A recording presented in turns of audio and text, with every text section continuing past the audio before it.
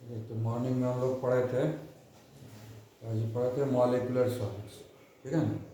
तो molecular solids में जो जितना भी मॉलिक्यूलर सॉलिड्स है सब डायपोल बन जाता है किसी तरह से, किसी में डायपोल है और किसी में नहीं है, तो किसी किसी कारण डायपोल बनता है जिसके कारण उसमें एक दूसरे से अटैचमेंट हो जाता है।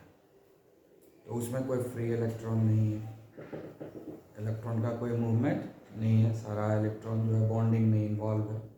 इसके कारण वो बैड कंडक्टर ऑफ इलेक्ट्रिसिटी है और बैड कंडक्टर ऑफ हीट भी है, क्योंकि जब तक इलेक्ट्रॉन फ्री नहीं रहेगा इधर उधर मूवमेंट नहीं होगा। तो मॉलिक्यूलर सॉलिड्स जितना भी है सारा का सारा बैड कंडक्टर ऑफ हीट है and bad conductor of electricity भी है, क्योंकि उसमें कोई फ्री इलेक्ट्रॉन नहीं है, सारा इलेक्ट्रॉन इन्वॉल्व है बॉन्डिंग में, ठीक है। अब हम लोग पढ़ेंगे आयनिक सॉलिड। तो मॉलिक्यूलर सॉलिड पढ़े, अब दूसरा जो होगा हम लोग पढ़ेंगे आयोनिक सॉलिड, ठीक है। तो ionic solid name tells us that must have been made with the ions only, ठीक है ना। एंड अभी हम जानते हो कि in ionic solid which force of attraction develops, electrostatic force of attraction. In ionic solid there is a force of attraction which is called electrostatic force of attraction, ठीक है ना। and it is the strongest force of attraction available ever, ठीक है। and in ionic solid you know that there is no molecule at all, there is no molecule at all. That means ions get arranged with one another in a certain ratio, but there is no development of molecule at all in ionic solid. जैसे sodium crystal chloride का crystal देखते हैं, तो sodium chloride का कोई भी molecule हमको नहीं मिलेगा, कभी नहीं मिलेगा। So there will be a formation of so many ions and these ions will get arranged with one another in a certain ratio. Like in case of sodium chloride, if you take the example of sodium chloride, then what will happen? A particular one sodium ion will be surrounded by 6 chloride ions. So these 4 are visible, 1, 2, 3, 4, and one chloride ion will be in the front side, यहाँ पर होगा सामने, और एक chloride ion sodium के पीछे होगा। 6 हो गया ना total, from all the 6 sides. Cube में 6 साइड होता है ना, तो 4 तो दिखा दिए, 5वां यहाँ सामने रहेगा और छठा जो होगा सोडियम आयन के पीछे रहेगा। तो यहाँ पर NaCl करके है कुछ, 1 sodium ion surrounded by 6 chloride ion. उसी तरह से एक क्लोराइड आयन जो होगा वो 6 सोडियम आयन से कवर हो जाएगा। अब देखो इस क्लोराइड आयन के चारों तरफ 4 दिख रहा है? एक सामने होगा क्लोराइड आयन और एक पीछे होगा सोडियम आयन, एक सामने सोडियम आयन और एक क्लोराइड आयन के पीछे एक सोडियम आयन होगा। So each and every atom in the sodium chloride crystal are surrounded by 6 other ions, one surrounded by 6 other, and this pattern continue throughout the crystal. This pattern continue throughout the crystal. तो यहाँ क्या हो गया, 6:6 ratio हो गया। इसीलिए हम लोग लिखते हैं NaCl, है ना। तो रेशियो क्या हो गया यहाँ पर, 6:6 हो गया। तो हम क्या लिखेंगे, Na6Cl6, इसी को हम लोग कॉमन लेकर के लिख देते हैं NaCl। But you won't be getting a molecule like NaCl, कितना भी कोशिश कर लो you won't be able to get it, because ion never gets arrange like a molecule. जैसा हम लोग सोचते हैं, जैसा मॉलिक्यूलर फॉर्मूला लिखते हैं, इस तरह से कोई भी आयनिक मॉलिक्यूल्स अरेंज ही नहीं होता है। एक्चुअली आयनिक मॉलिक्यूल्स होता ही नहीं है, आयनिक मॉलिक्यूल्स होता ही नहीं है, आयनिक क्रिस्टल होता है। क्या होता है, ionic crystal. There is no presence of ionic molecules, always there is a presence of ionic crystal. समझ गए ना। मॉलिक्यूल वर्ड यूज करना ही बेकार है आयनिक कंपाउंड के लिए, क्योंकि मॉलिक्यूल बनता ही नहीं है, ठीक है। आया समझ में। तो इस ये जो है बहुत ही हार्ड होगा, ये बहुत ही स्ट्रॉन्ग फोर्स ऑफ अट्रैक्शन है। स्ट्रॉन्ग फोर्स ऑफ अट्रैक्शन है तो क्या है, एक तरह से नेटवर्क के तरह हो गया, जाली जैसा ही बनते जा रहा है। एक को 6 कवर किया, फिर दूसरे को 6 कवर, सब जो है 6 से घिरा हुआ है ना। नहीं, एक कैदी को 6 को पुलिस में किया है ना, सारा कैदी 6 पुलिस में से घिरा हुआ है, तो कैसा हो जाएगा? बहुत ही मजबूत सुरक्षा कवच हो गया ना, हाँ समझ गए कि नहीं? तो इसलिए बहुत ही हार्ड हो गया, बहुत ही हार्ड हो गया। और ब्रिटल, जो चीज़ हार्ड होता है ज़्यादातर वो ब्रिटल होता है, उसमें इलास्टिक कुछ नहीं है, बहुत ही हार्ड है। स्ट्रॉन्ग फोर्स ऑफ अट्रैक्शन है, बहुत ही टाइटली हेल्ड करके रखता है। अगर हम इसको कुछ कोशिश करेंगे इधर उधर डिस्प्लेस करने का तो हटेगा नहीं, टूट के अलग हो जाता है। और चूंकि इसमें मॉलिक्यूल तो होता ही नहीं है, सारा आयंस है, मॉलिक्यूल रहेगा तब ना इधर उधर थोड़ा फ्लेक्सिबल होगा, यहाँ मॉलिक्यूल्स है ही नहीं, सारा तो आयंस है और डायरेक्ट एक दूसरे से अटैच्ड है। ठीक है, तो स्ट्रॉन्ग फोर्स ऑफ अट्रैक्शन होने के चलते हार्ड होता है और ब्रीटल होता है, हार्ड होता है और ब्रीटल होता है। इसमें फोर्स कौन सा प्रेजेंस रहता है? Electrostatic force of attraction. So ionic crystal में, आयनिक सॉलिड में कौन सा फोर्स प्रेजेंट होता है? Through out the body, through out the body, her ion के बीच में इलेक्ट्रोस्टैटिक फोर्स ऑफ अट्रैक्शन है। मॉलिक्यूल है ही नहीं इसमें, सारा का सारा पूरे बॉडी में आयंस ही आयंस। ठीक है, समझ गए? And these ions are held together with a strong force of attraction, that is called electrostatic force of attraction. इसमें कोई इलेक्ट्रॉन नहीं है।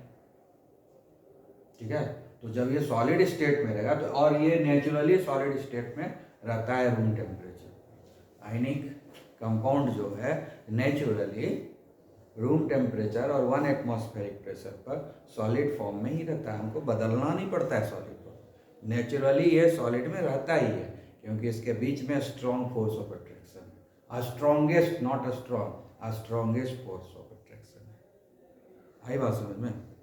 Which held it very tightly. ठीक है ना, that's why density decreases, it become very hard. And since this force is not flexible, so when you try to keep it apart, then it will get broken down. ये जो है टूट टूट के अलग हो जाता है। अगर हम कोशिश करते हैं कि थोड़ा बेंड करें, थोड़ा उसके पार्टिकल का पोजीशन को चेंज करें, तो क्या हो जाएगा? टूट जाता है। ठीक है ना, आई बात समझ में?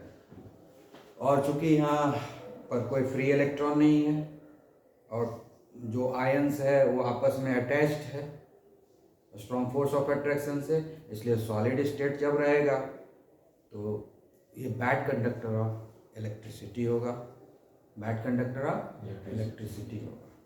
ठीक है ना, और बैड कंडक्टर ऑफ हीट भी होगा, क्योंकि इलेक्ट्रिसिटी को कंडक्ट करने के लिए या तो आयन का मूवमेंट होना चाहिए, आयन का मूवमेंट होना चाहिए, या इलेक्ट्रॉन का मूवमेंट होना चाहिए। तो सॉलिड स्टेट में दोनों चीज़ एब्सेंट है।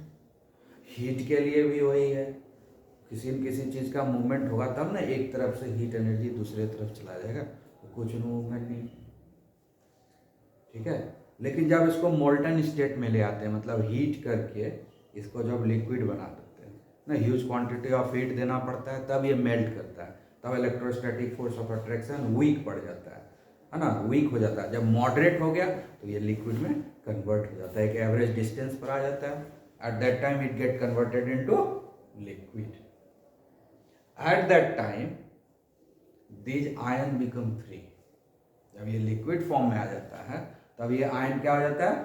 फ्री हो जाता है, तब ये मोटाइल हो जाता है, तब ये मूवमेंट कर सकता है, उसमें ये इलेक्ट्रिसिटी का फ्लो होगा।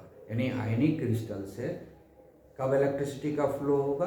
जब वो लिक्विड स्टेट में होगा। जब वो लिक्विड स्टेट में होगा तब जो है इलेक्ट्रिसिटी का फ्लो होगा। ठीक है, आया समझ में? है, उसके अलावा most of the ionic compound जो होता है ना, वो वाटर में सोलेबल होता है, कम सोलेबल हो, ज़्यादा सोलेबल हो सकता है ना। कोई स्पेरिंगली सोलेबल है, कोई मॉडरेटली सोलेबल है, कोई हाईली सोलेबल है। जब वाटर में ये जाता है तो सारा आयंस अलग अलग हो जाता है, यानी aqueous solution. When you put into water, then it will form an aqueous solution. In case of aqueous solution, again it gets separated into its ion. So again you get the ion which can move from one end to another end. So when you put into the electrical field, it will supply the electricity, it will allow the electricity to flow through it. तो ये कब कब electricity supply करेगा? जब वो aqueous solution होगा या liquid में कन्वर्टेड रहेगा, यानी मॉल्टन स्टेट में रहेगा उस समय। आई बात समझ में? क्योंकि ये दोनों स्टेट में फ्री आयंस है, इसलिए गुड कंडक्टर ऑफ इलेक्ट्रिसिटी हो जाता है, गुड कंडक्टर ऑफ हीट भी हो जाता है, एक साइड से दूसरे साइड चला जाता है, क्योंकि मूवमेंट हो रहा है आयंस का। ठीक है, लेकिन होता बहुत ही हार्ड है, एक्सट्रीमली हार्ड होता है ये सब। ठीक है, extremely hard but brittle, extremely hard but brittle, strong नहीं होता है, दीज आर नॉट स्ट्रॉन्ग। समझ गए? आई बात समझ में? क्लियर? आयनिक सॉलिड समझ गए क्या है? क्लियर? अब आयनिक सॉलिड के बाद आता है, तो आयनिक सॉलिड में कौन हुआ? एग्जाम्पल क्या होगा? दुनिया में जितना आयनिक कंपाउंड है सर, सबका क्रिस्टल का अपना अपना अरेंजमेंट होता है। All ionic compounds available as crystal but not as molecule. ठीक है ना, याद रखना है, there is no formation of molecule at all in case of ionic solids. Clear? अब नेक्स्ट है metallic solids. Next is metallic solid.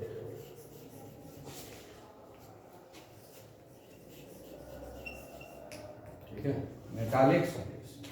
So name its tells to you, metallic solid means it must have been made with the metals only, it must have been made with the metals only, metal के अलावा और कुछ नहीं होगा इसमें। and you know that all metal has got a tendency to lose electron, one or more electron, 1, 2 or 3 electron, it might be lost by a particular metal। ठीक है, so when we get a metallic crystal, so everything available in that metallic crystal is nothing but metals only, and every metal has got a tendency, every metal atom has got a tendency to lose electron। उसमें सब metal ही है, सारे metal electron loss ही करेगा, तो सब electron loss कर दिया, लेकिन वहाँ इलेक्ट्रॉन गेन करने वाला कोई नहीं है, तो क्या हो जाएगा? It will become a sea of electron, एक कंटेनर तैयार हो जाएगा जिसमें खाली इलेक्ट्रॉन ही इलेक्ट्रॉन है, तो समुद्र हो गया, है ना, सी ऑफ इलेक्ट्रॉन हो गया। और उसमें क्या होता है, अब ये इलेक्ट्रॉन लॉस करने के बाद मेटल के ऊपर पॉजिटिव चार्ज आ जाएगा। ये जो पॉजिटिव चार्ज है, पॉजिटिवली चार्ज मेटल जो है, ये क्या है, एक ऑर्डर में अरेंज हो जाएगा, लाइन से, है ना, लाइन से अरेंज हो जाएगा, यहाँ है, यहाँ बीच में इलेक्ट्रॉन।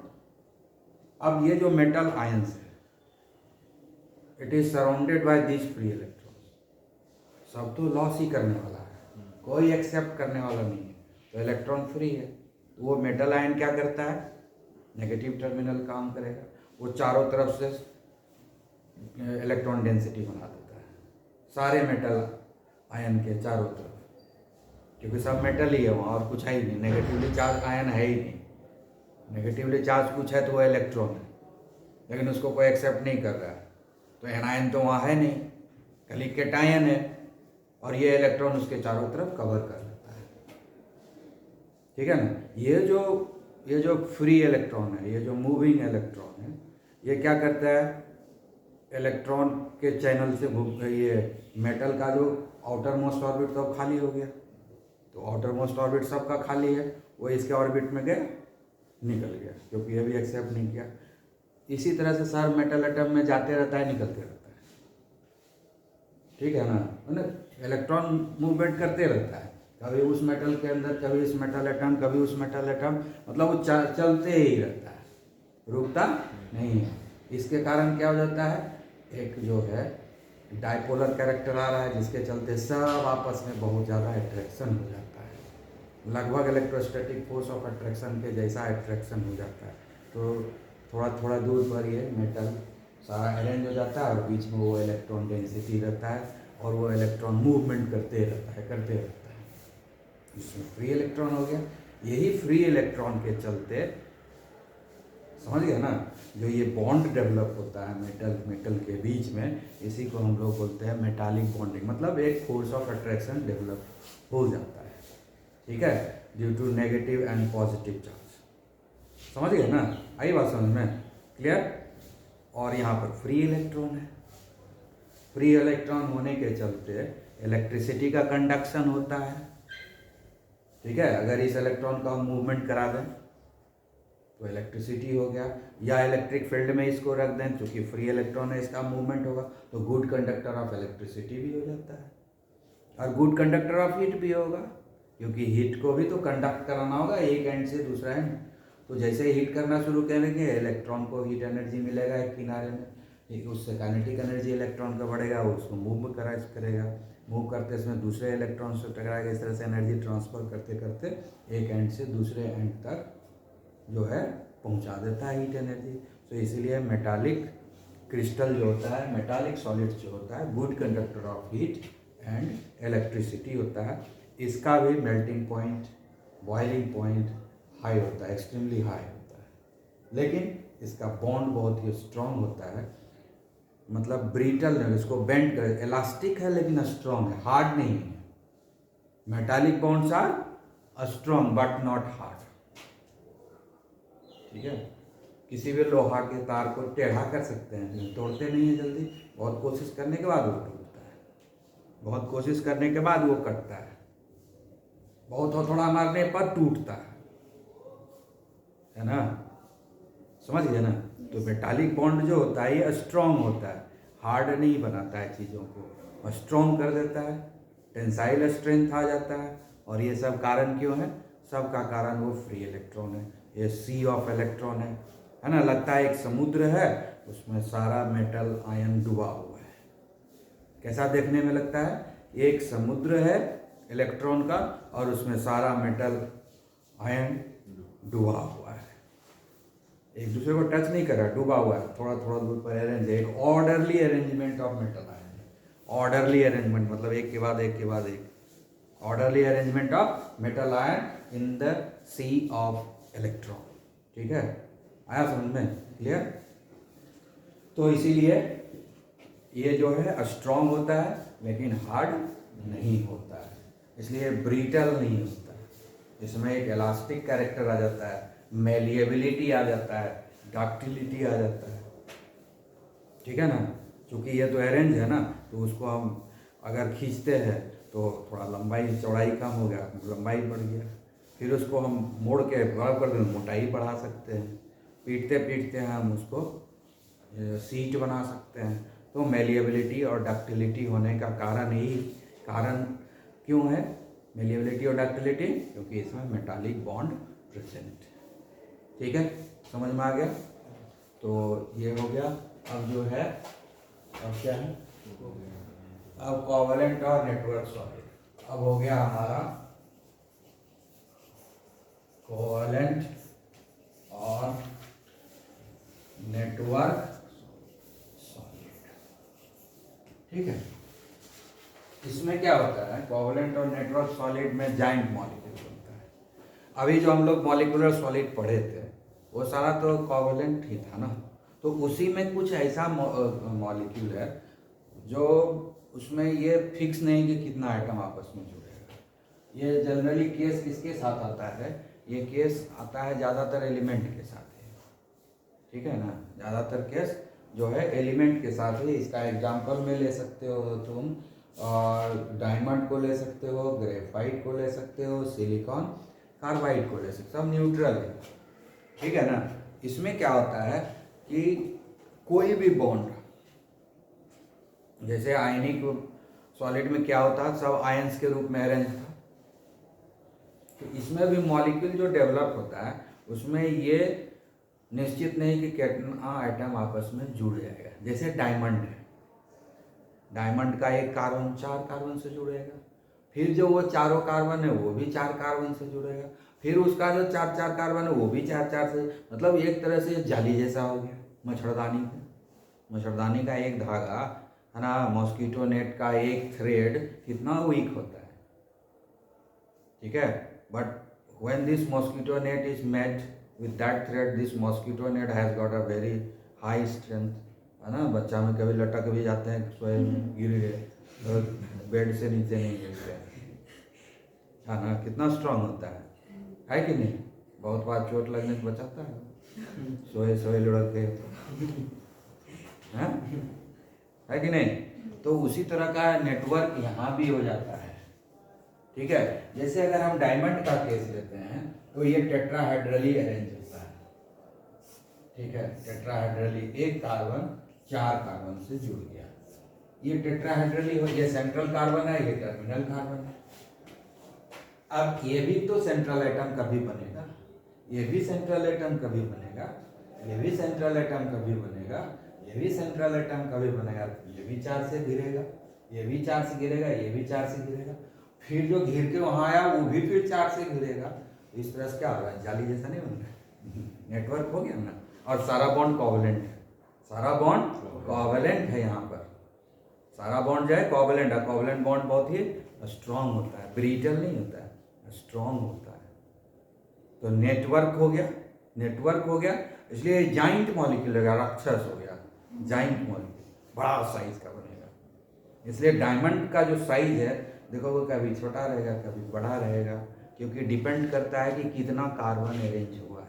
क्योंकि डायमंड में कितना कार्बन रहेगा ये तो चांस के ऊपर डिपेंड करता है, ये चांस के ऊपर डिपेंड करता है कितना कार्बन अरेंज हो जाएगा उसमें, समझ गया ना।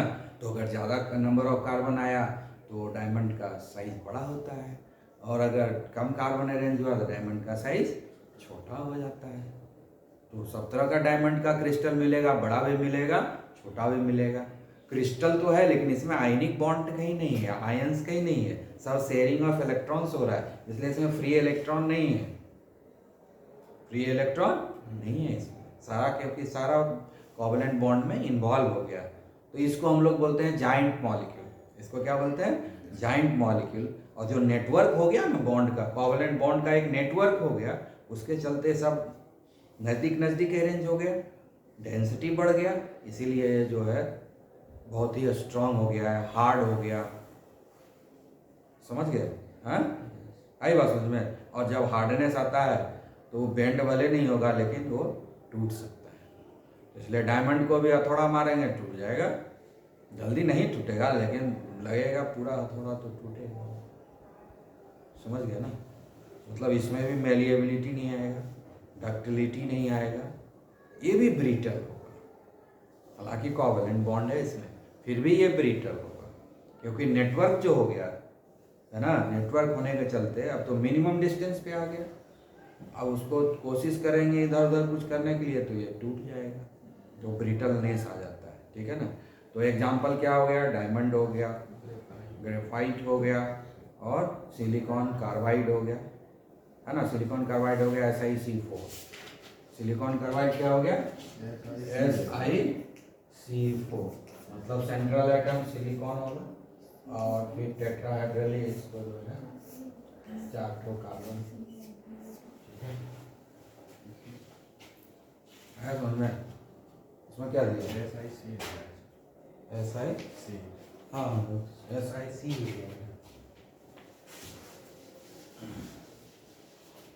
हाँ SiC, हाँ तो SiC अब स्पेशल हो गया।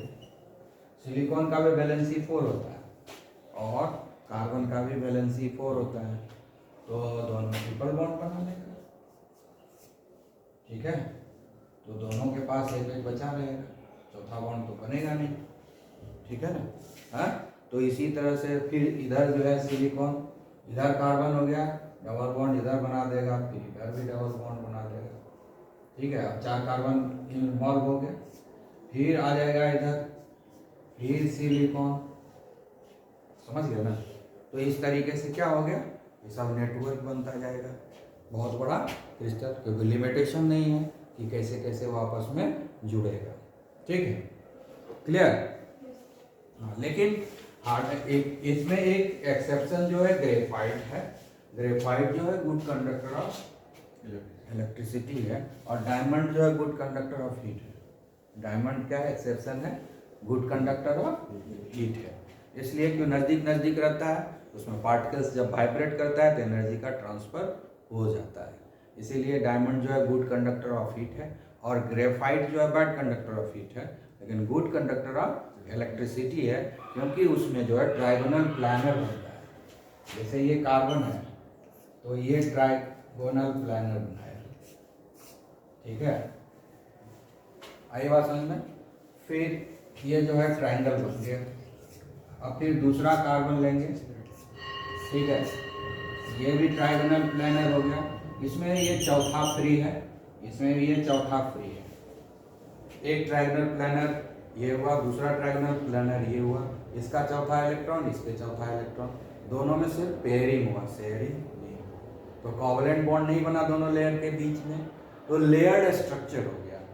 ग्रेफाइट का क्या हो गया? लेयर्ड स्ट्रक्चर हो गया।